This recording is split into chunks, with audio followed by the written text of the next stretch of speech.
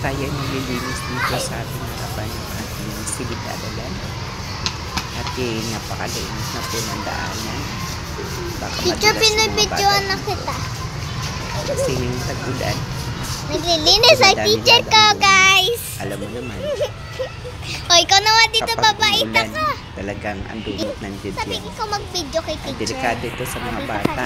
So habang wala pang Wag mong patayin! oras ng class ko, dito tayo muna maglilinis sa harapan habang hinihintay yung pagdating ng mga bata. So, ayan, lilinisin muna natin. Itong mga halaman na ito nakita nyo dito sa aking bandang kaliwa. Dito ka sa kabila. Yan ay ilalagay ko na dito sa pinaglalagay. Pinagtatanggalan ko ng mga lumon. Yan, para maganda.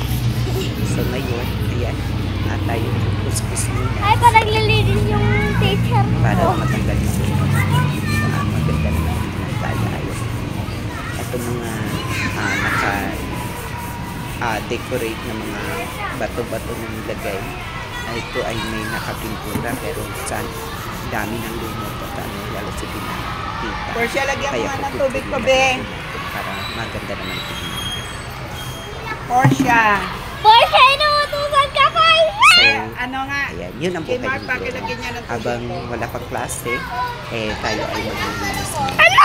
Thank you for Chill. watching, guys. Have a nice day. Pagod na ako God dito bless sa you all. katampa ako. Baka hindi nakikita yung ilang Ate Teya! Wala pa kayong ano? Wala pa kayong klase? Okay, stop na.